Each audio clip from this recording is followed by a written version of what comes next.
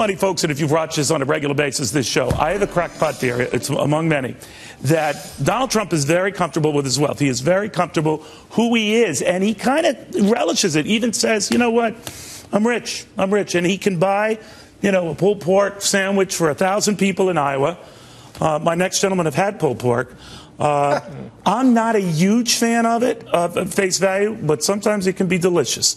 But I'm telling you, what is helping is his money, and the fact he's embracing his money. He's not afraid of touting his money, and it does give him a couple advantages. And doesn't Anthony Scaramucci know that? He can buy and sell his enemies, but he doesn't have any. But if he wanted to, he could.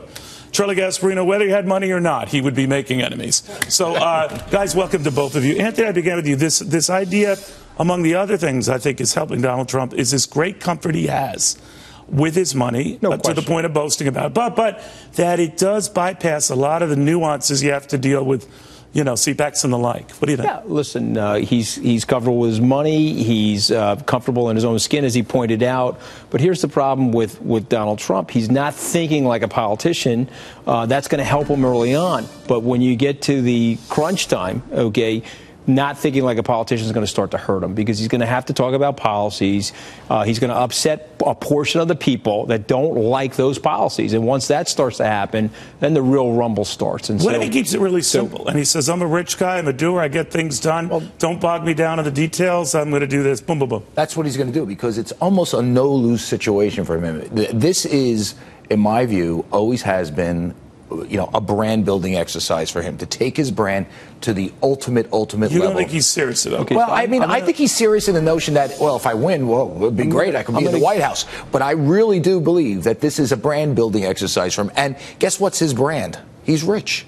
And he's just going to say it on a bigger stage. I'm going to tell you why I disagree with Charlie on this, because about 3 months ago I met with the Donald in his office in Trump Tower and had this conversation with him, and I said, hey, the White House residence is 5,400 square feet. You're living in 19,000 square feet upstairs. You sure you want to do this?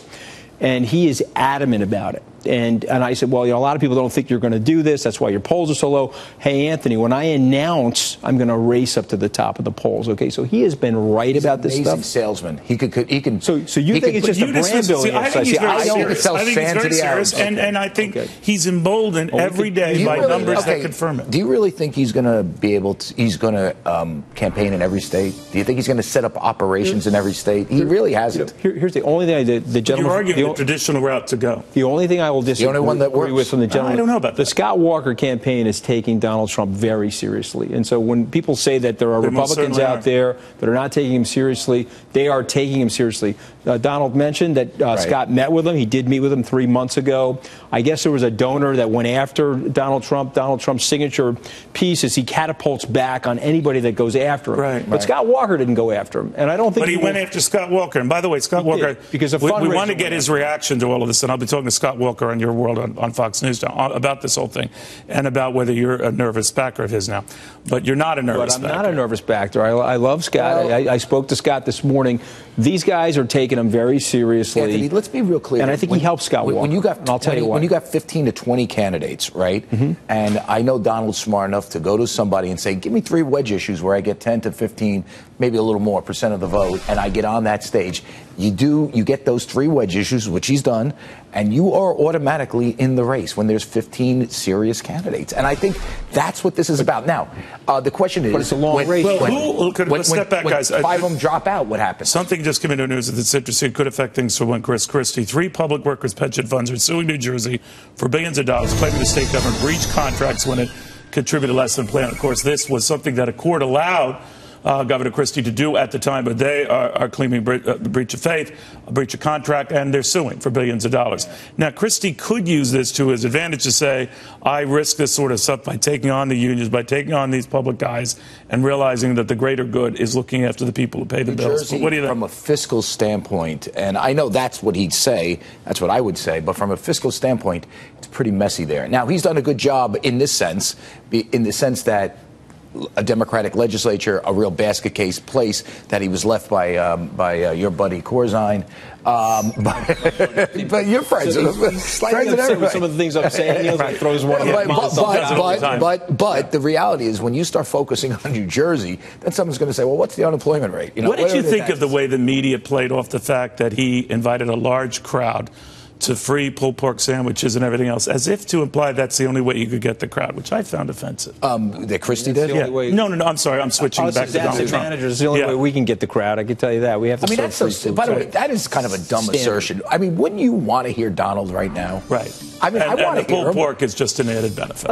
I like pulled pork. Sure. You know, I make it at home. By the way, you do. I have a little smoker, a little crocker. Yeah, apparently that takes hours. 5 hours. But I think the only way he's going to get blunted and turned this is a back, middle class meal, by the way, the pulled pork. Yeah, which is what I grew They up don't on, serve brother. it at Hunted Fish, pulled pork. They don't serve it yet. It's not on its menu. They don't serve it yet, but you keep bashing me. I'm going to have to go to Hunted Fish with Franks and beans and pulled pork. But here's why I think. But you're not worried for your guy, real quick. The bottom line with all this. Bottom line is, once the policies come into play, I think there's an opportunity to blunt Donald Trump. But I think he's been very successful thus far. I think he's very smart at this, and I think you're not one of these. You're not one of these who doesn't take him seriously. But I think there's a great risk on the part of opponents and the mainstream media to laugh at him. He's the best marketer that I've ever seen, and I think when this is marketing, do you like him? You know him well. Do you like him? I do. I like him too. Yeah, I just think he's one of these you better not dismiss and do so at your own peril. You better not criticize him. He's going to give out my phone number. Well, he hates you. He does. He does not hate. But then again, who doesn't? He does not hate. By the way, give out your phone number. And I will be talking to Governor Scott Walker about this and what he makes is because, as Anthony pointed out, Donald Trump has just now turned the guns on Scott Walker. Up until now, he had been left out of this, but they're ready for battle right now. And Scott Walker will be talking to me on Your World on Fox News later today.